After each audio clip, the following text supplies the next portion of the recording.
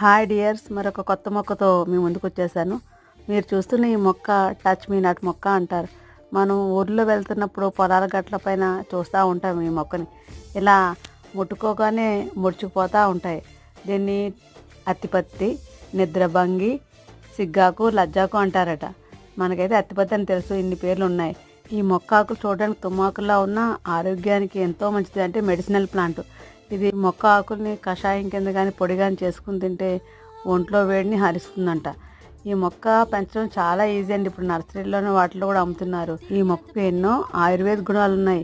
ఇలా పట్టుకోగానే ముడిచిపోతుంది, చూసారు కదా. తర్వాత మళ్ళీ కాసేపటికి మామూలుగా అయిపోతుంది.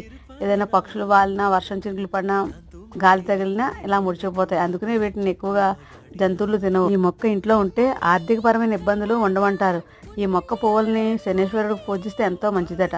మరి మీ ఊర్లో ఎప్పుడైనా ఈ మొక్కని చూసారా డియర్స్?